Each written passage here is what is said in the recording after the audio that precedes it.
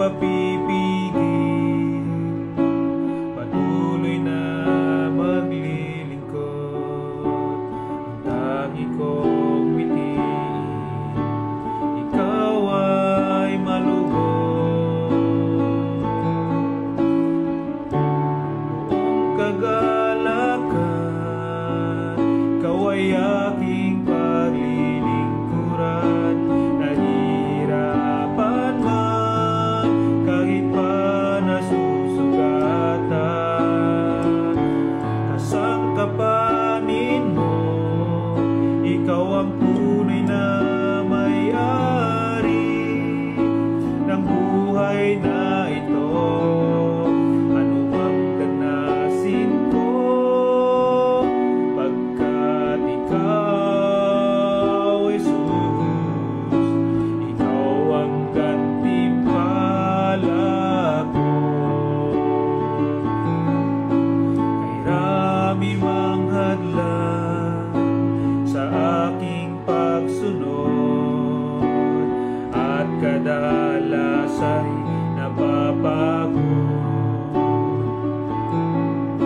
Hindi papipigil, patuloy na maglilingkod.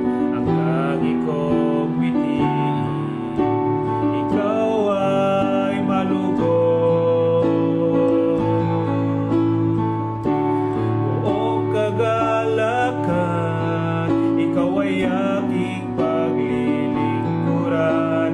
Nahihirapan man, kahit pa nasusugatan, kasangkapanin mo, ikaw tunay na may-ari ng buhay na ito. Ano mang ganasin ko, basta't ikaw, Jesus, ikaw ang gantimpala ko. Ikaw, Jesus,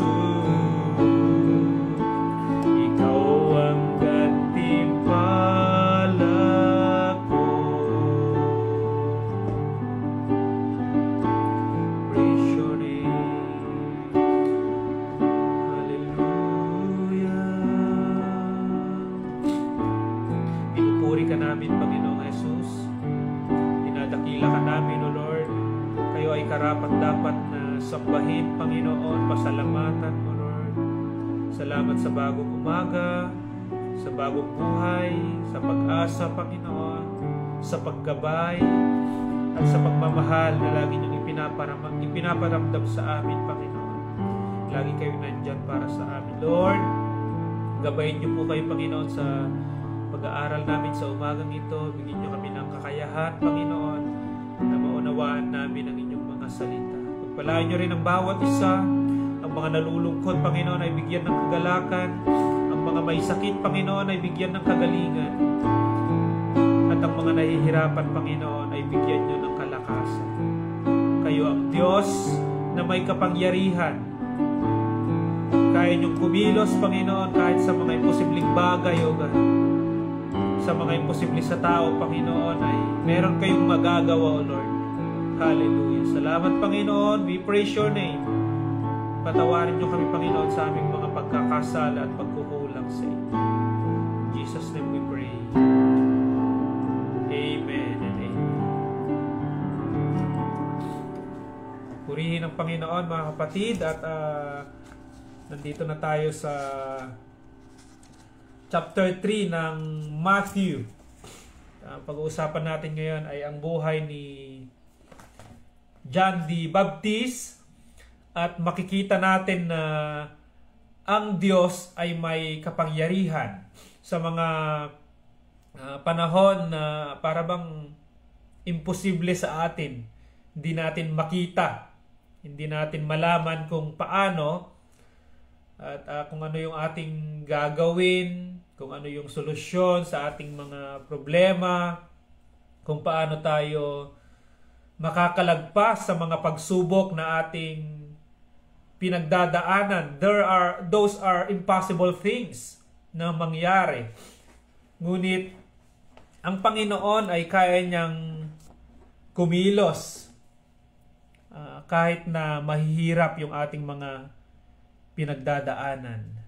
Sa Biblia, ang karaniwan na isa sa mga mabibigat na problema ng mga babae diyan sa Old Testament man or New Testament ay hindi sila magkaanak. At noong panahon na yun, or even now, in our times, kapag ikaw ay isang babae na hindi ka magkaanak, ay yun yung pahirap sa kanila. Tulad sa buhay noon ni Hana. Si Hana ay asawa ni Elkanah. At sobra siyang nagdalamhati, sobra siyang naiiyak, nalulungkot dahil hindi sila magkaanak ni Elkanah. At ang kanyang ginawa noong siya ay na-identify niya yung kanyang problema, yung kanyang pagsubok na pinagdadaanan, idinalangin niya yon sa Panginoon. Amen. Alam niya yung kanyang nilapitan eh. Lumapit siya sa Panginoon, nag-pray siya ng sobrang, iyak talaga siya. Talagang ibinuhos siya talaga, Lord, alam niyo po yung aking pinagdadaanan, Panginoon. Idinalangin niya sa Panginoon. At nung nakita ng Panginoon yung puso ni Hana na talagang gusto niya rin magkaanak naman, pinagkalooban siya ng Panginoon at pinangalanan nila yung anak ni Hana at Elkanah na Samuel. Amen? At marami pang iba. Ang term nila dyan ay yung hindi magkaanak ay baog. Kaya dito sa sa ating pag-aaralan ay malalaman natin, merong isang babae dito na baog. Ibig sabihin, imposible na siya ay magkaanak dahil siya nga ay baog. Pero, alam niyo po yun, ang Panginoon ay kayang-kaya niyang gawin ang lahat. Amen. Ang Diyos ay mapagpala. Ang Diyos ay may kapangyarihan. Ang Diyos ay merong kakayanan na kumilos at gumawa sa mga sitwasyon na mahihirap sa ating buhay. Sa Matthew chapter 3 verse 1 to 3. Dumating ang panahon na si Juan na tagapagbautismo ay pumunta sa ulitin ko po sa verse 1. Dumating ang panahon na si Juan na tagapagbautismo ay pumunta at nangaral sa ilang ng Hudiya. Ito ang kanyang sinasabi, magsisi kayo sa inyong mga kasalanan dahil malapit na ang paghahari ng Diyos.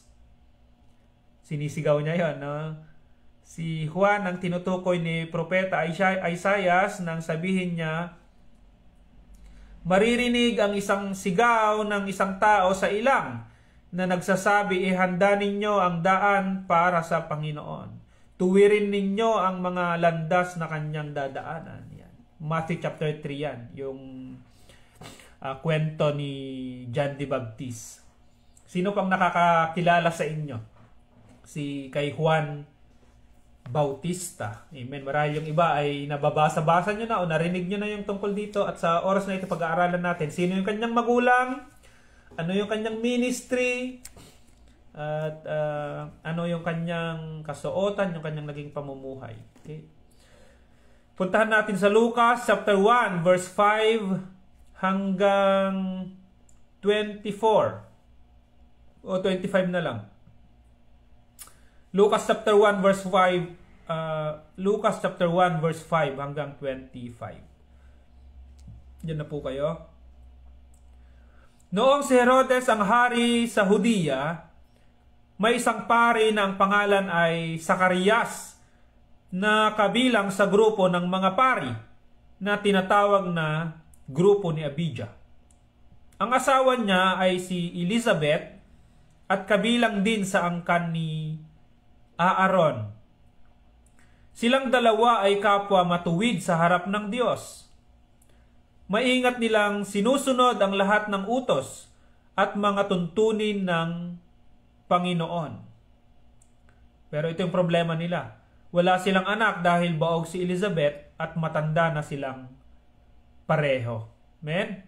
So itong dalawa na ito mag-asawa, si Zacarias at saka si Elizabeth, dalawa ang kanilang problema. Ano yon? Una, baog si Elizabeth. Pangalawa, matanda na silang pareho. At sa panahon natin ngayon, ayon sa aking mga naririnig, kapag ang age mo ay 30 pataas at hindi ka pa nagkakaanak, ay challenging na yun sa part ng babae. Medyo mahirap na siyang magkaanak. Ngunit marami pa rin, may mga nanganganak nga 40 years old no? Pero parang ano lang siguro yun, hindi ko alam, narinig ko lang na gano'n. Kaya yung iba pressure kapag ka 30 years old na, mag-asawa ka na, mahirapan ka ng mga anak. Dito, etong si Elizabeth kasi Zacarias ay matanda na silang pareho. Bukod dyan, baog si Elizabeth.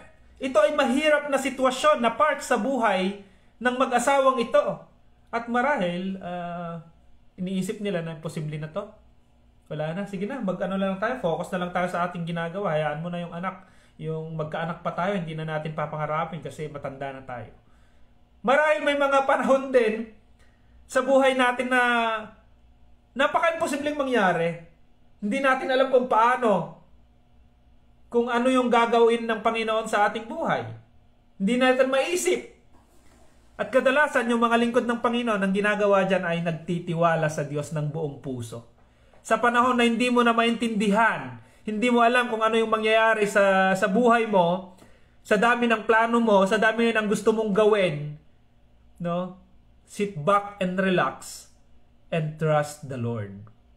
Amen? Pwede kang maupo at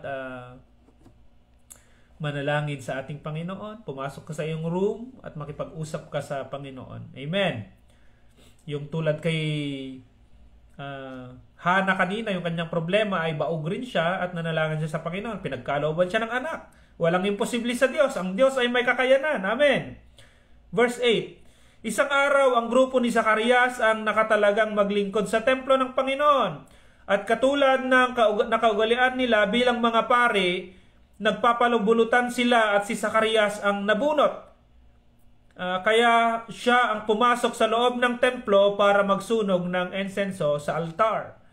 Merong part noon dyan sa templo na kung saan ay ang pwedeng pumasok lang doon para maghandog ay isang pari na malinis sa paningin ng Diyos. Wala siyang ginagawang kasalanan. Bakit? Mabubulgar kasi yan. Kapag pumasok siya doon sa loob ng templo na yon, sa part ng ano na yon, ng templo na yon upang maghandog, ay pagka meron siyang kasalanan sa Diyos, nababatid yan ng Diyos at mamamatay siya. Kaya ang sino man na pumasok doon ay dapat ay matuwid siya sa harapan ng ating Panginoon. Ay ang napili ngayon si Zacarias. Pumasok siya ngayon at sabi nila pag pumasok daw yung pare may tali siya sa paa. At kapag matagal nang hindi lumabas yon, ibig sabihin patay na siya, ibig sabihin ay mayroon siyang kasalanan sa Panginoon at pinilit niya pa rin pumasok doon sa lugar na yon. Mamamatay siya doon at hihilain na lang ng mga tao na nasa labas. No? At si Zacarias yung pumasok doon. May nangyari sa kanya dito verse 10. Habang nagsusunog siya roon ng insenso, maraming tao ang nananalangin sa labas. So, nasa loob si Zacarias, nasa labas yung maraming tao, inaabangan siya. 11. Biglang napakita kay Zacarias ang isang anghel sa bandang kanan ng altar na pinagsusunugan ng insenso. So, nabagabag at natakot si Zacarias nang makita niya ang anghel. Ano kaya iniisip ni Zacarias dito? No? Buhay pa ba ako? Meron siyang nakitang anghel Nabagabag siya, natakot na rin siya. Ikaw ba naman, mag-isa ka tapos merong magpapakita sa iyo na anghel.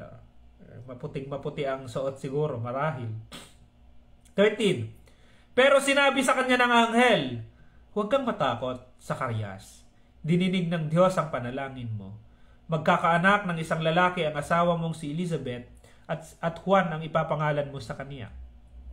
Matutuwa kayo at magiging maligaya dahil sa kanya at marami ang magagalak sa pagsilang niya dahil magiging dakila siya sa harap ng Panginoon. Hindi siya dapat uminom ng alak at anumang inuming nakalalasing. Sa sinapupunan pa lang ng kanyang ina ay sasa kanya na ang banal na espiritu. maraming Israelita ang panunumbalikin niya sa Panginoon, Panginoon sa kanilang Diyos. Mauuna siya sa Panginoon upang ihanda ang mga tao sa pagdating ng Panginoon. Gagawin niya ito sa tulong ng banal na Espiritu at sa pamamagitan ng kapangyarihang katulad ng kay Elias noon. No? Tuturuan niya ang mga magulang na mahalin ang kanilang mga anak at ibabalik niya sa matuwid na pag-iisip ang mga taong masuwayin sa Diyos. So ito na, kinakausap na, kung naalala nyo sa first part ng Matthew, yung pinag-aralan natin ay si Maria at saka si Jose. Ay kinausap din ng Panginoon itong si Jose na huwag niyang hiwalayan si Maria at magkakaanak sila at papangalanan niya sila itong Jesus. Ito naman, sa part na ito, mag-asawa rin. At hindi malayo itong relationship ng mga ito. Si Maria at saka si Elizabeth ay magpinsan. They are cousins, magkakilala sila. At itong si Zacarias naman, kinausap din ito ng Panginoon sa mamamagitan ng isang anghel na magkakaroon nga sila ng anak ni Elizabeth. No? So parehas imposible, Si Maria ay berhen, hindi pa sila kasal noon ni Jose. At nagkaroon ng anak si Maria. Ito naman si Elizabeth, imposible rin kasi may asawa nga siya, baog naman siya. Amen. Napaka-imposibleng bagay. Pero ang Diyos ay laging may pamamaraan. Hindi makapaniwala itong si Zacarias. Kita nyo itong nangyari dito. Ngunit, atras tayo ng 19. Sumagot ang anghel, ako si Gabriel na naglilingkod. 18, atras tayo. Si Zacarias sa anghel, paano po ang mangyayari ang mga sinabi ninyo? Matanda na po ako at ganoon din ang aking asawa. Yun yung pananaw ni Zacarias. May dahilan siya. Paano po? No? Parang lang yan. Kapag nasa loob tayo ng church at kapag yung pastor ay nagsesermon at parang dumating sa tagpo na sitwasyon mo yon at mapapatanong ka sa pastor na nagsesermon, talaga ba pastor? Totoo ba yan? No? Parang hindi ka naniniwala. Yung naniniwala ka pero konti lang. Pero konti lang Totoo kaya yan, pastor? Parang ganito si Zacarias, sinasabi na sa kanya, sinesermon na ng anghel kay Zacarias, pero yung paniniwala pa rin nitong ni Zacarias ay parang imposible. Bakit? Nandun kasi sa mahirap na sitwasyon. Minsan kapag nandoon tayo sa mahirap na sitwasyon, ang hirap nating paniwalaan yung mga salita ng ating Panginoon. Kaya pinapaalalahanan tayo ng Panginoon na merong kayang gawin ang ating Panginoon. Amen? Kailangan nating paniwalaan yon. Diba? Parang yung sabi nga nila, isip natin, hindi natin nakikita, pero naniniwala tayong may isip. Yung hangin, hindi natin nakikita. No? Yung hangin, dumadampi sa atin, hindi natin nakikita. Pero nararamdaman natin. At kailangan nating paniwalaan na merong hangin kasi nararamdaman natin kahit hindi natin nakikita. Kailangan din nating paniwalaan na merong kakayanan ng Diyos sapagkat nakikita sa ating buhay yon. Ipinakita sa buhay nila Jose at Maria, pinapakita rin dito sa buhay ni Zacarias at saka ni Elizabeth. Amen. Kailangan na lang natin na paniwalaan. Medyo may konting pagdududa itong si Zacarias. Paano mangyayari yun? Matanda na nga sila at baog pa si Elizabeth. Sumagot ang anghel, ako si Gabriel na naglilingkod sa harapan ng Diyos. Siya ang nagsugo sa akin para sabihin sa iyo ang magandang balitang ito. Ngunit dahil hindi ka naniwala sa sinabi ko, magiging pipi ka. Hindi ka makakapagsalita hanggat hindi natutupad ang sinasabi ko sa iyo. Sapagkat tiyak na mangyayari ang sinasabi ko pagdating ng panahong itinakda ng Diyos. Naging mayroong consequence. Yung pagdududa ni Zacarias, naging pipi tuloy siya. No? Hindi tuloy siya makapagsalita. At sa 21, samantala, hinihintay ng mga tao ang paglabas ni Zacarias, nagtaka sila. Ba't ang tagal ni Zacarias sa templo? Nang lumabas siya, hindi na siya makapagsalita. Alam nyo na yung nangyari. Yung mga tao, hindi pa nila alam. Pero kayo po, alam nyo na. Hindi na siya makapagsalita. 23, nang matapos na ang panahon ng kanyang paglilingkod, umuwi si Zacarias, hindi nagtagal, eto na, nagbuntis si Elizabeth, at sa loob ng 5 buwan ay hindi siya umalis ng bahay. Sinabi niya, napakabuti ng Panginoon, inalis niya ang kahihiyan ko sa mga tao bilang isang baog. So, si Elizabeth na baog sa paningin ng mga tao, nagbuntis na siya ngayon at 5 buwan na yung kanyang ipinagbubuntis. Shortcutin na natin, dumating na siya sa panganganak. Lucas chapter 1 verse 57. Dumating na ang oras ng panganganak ni Elizabeth at nagsilang siya ng isang lalaki. Nabalitaan ng mga kapitbahay at mga kamag-anak niya kung paano siya pinagpala ng Panginoon at nakigalak sila sa kanya. Dating maaari ang tingin ng mga tao ay hindi siya pinagpala dahil baog nga siya. Pero ngayon, dito sa verse 57, dumating yung mga kamag-anak ni Elizabeth at tinawag siyang pinagpala. Nang 8 araw na ang sanggol, dumalo ang mga kapitbahay. Ito na rin, mga kapitbahay. At mga kamag-anak sa pagtutuli sa kanya. Zacarias sana ang ipapangalan nila sa bata dahil iyon din ang pangalan ng kanyang ama. So, noong unang panahon pa lang ay mahilig sila sa magkakapangalan. Kung ano yung pangalan ng tatay, yun yung ipapangalan sa kanya. Kaya maraming mga magkakapangalan dyan sa Biblia . Sige, tuloy tayo. 60. So, Zacarias yung plano nila. Sige, pangalan ng Zacarias yan kasi yung tatay niya Zacarias. Pero sinabi ni Elizabeth, hindi. Juan ang ipapangalan natin sa kanya. No? So, nag-decide na itong si Elizabeth. Ayaw ko ng Zacarias, hindi Zacarias ang ipapangalan sa kanya. Juan ang ipapangalan sa kanya. Ha? Sabi ng mga tao, wala naman siyang kapangalan na wala naman siyang kamag-anak na ganyan na Juan ang pangalan kasi dapat requirement 'yun na dapat kapag yung pangalan ng magiging anak meron man lang siyang kahit isa, tito sana, tito na o lolo na kapangalan niya. Pero sumagot si Elizabeth, hindi, Juan ang ipapangalan sa kanya. Sumagot ang mga tao, pero wala namang may pangalan na ganyan sa pamilya ninyo. Kaya tinanong nila ang ama sa pamamagitan ng senyas. Until now, itong si Zacarias na napipi dahil sa hindi siya naniwala sa Panginoon, hindi pa rin siya makapagsalita. Kaya sumenyas siya, bigyan niyo ako ng papel. Parang hindi ko alam kung paano i-senyas yun. Kayo nang bahala. Kaya tinanong nila ang ama sa pamamagitan ng senyas kung ano ang gusto niyang ipangalan sa sanggol. Sumenyas siya. Nabigyan siya ng masusulatan. Itinuro na lang ng ballpen o papel. Sumenyas siya, nabigyan siya ng masusulatan. Pagkatapos ay isinulat niya, Juan ang ipangalan sa kanya. Amen? Nagtaka silang lahat, noon din ay nakapagsalita na si Zacarias at nagpuri sa Diyos. Amen. So, dati napipi siya dahil hindi nga siya naniwala. Ngayon, lubusan na siyang naniniwala kasi nakita niya na nabuntis na si Zacarias. Si Elizabeth na kanyang asawa. Nanganak na rin ito at bibigyan na ng pangalan yung bata. Juan ang ipapangalan sa kanya. Nangilabot ang lahat ng kapitbahay nila at naging usap-usapan sa buong kabundukan ng Hudiya ang pangyayaring iyon. Ang lahat ng nakabalita ay nag-isip at nagtanong, magiging ano kaya ang batang ito kapag lumaki na siya, sapagkat malinaw na sumasa kanya ang Panginoon. Amen po ba? So yun si John the Baptist, ang pinagmulan niya, ang kanyang mga magulang ay talaga namang sumusunod sa ating Panginoon. Si Zacarias na kanyang ama ay isang pari at si Elizabeth ay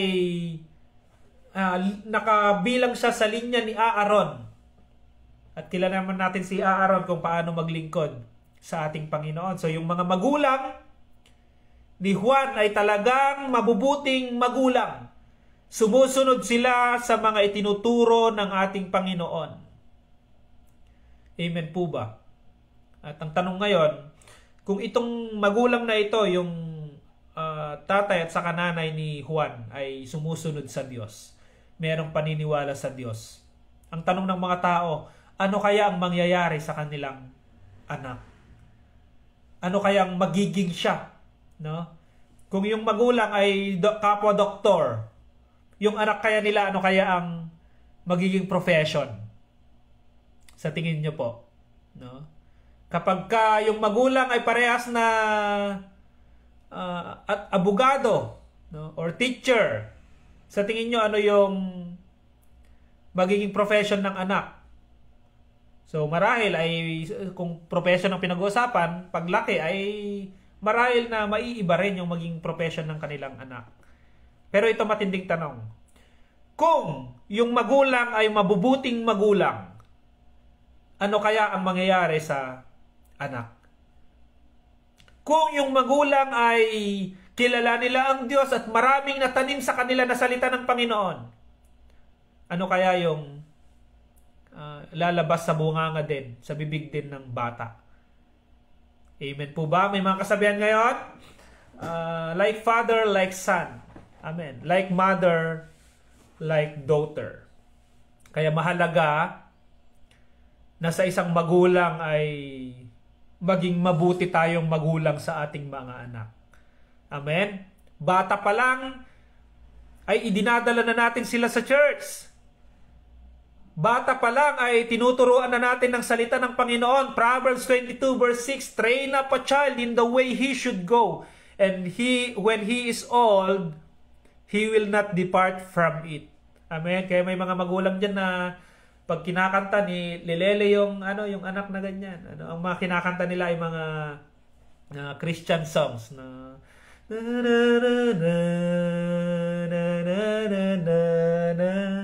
Amen.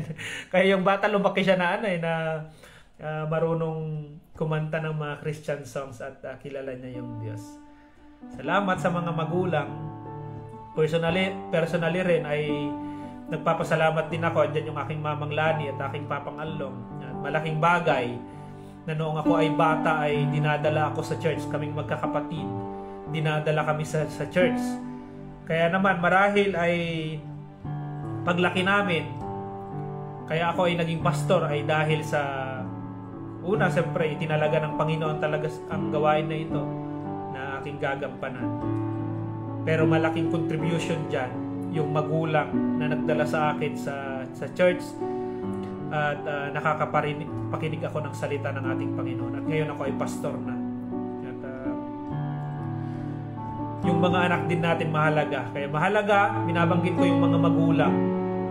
Turuan natin yung mga anak natin sa daan patungo sa Panginoon.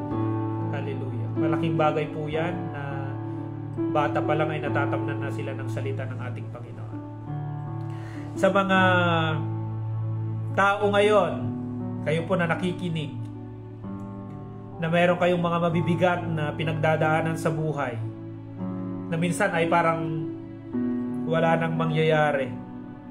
Hindi nyo alam kung paano kayo makakatawid dyan sa mga pagsubok na inyong pinagdadaanan. May mga problema na ang hirap isolve, parang walang solution. May mga panahon na umiiyak na lang sa gilid, uupo na lang sa isang upuan at patulo na lang yung luha dahil parang ang hirap ng buhay. Alam niyo ang paanyaya ngayon ng Panginoon? Matthew 11:28. Lumapit kayo sa akin, kayong lahat na nahihirapan at nabibigatan sa inyong pasanin, at kayo ay bibigyan ko ng kapahingahan. Hallelujah! Sa panahon na tayo ay nahihirapan, ang Diyos ang ating pag-asa. Amen. Ang Diyos ang ating malalapitan. Hallelujah. Ang Diyos ay may kakayanan na kumilos sa ating mga buhay. Gaano man kabigat yung problema na yan, alam na ng Lord yan. Bago pa dumating sa'yo yung pagsubok na pinagdadaanan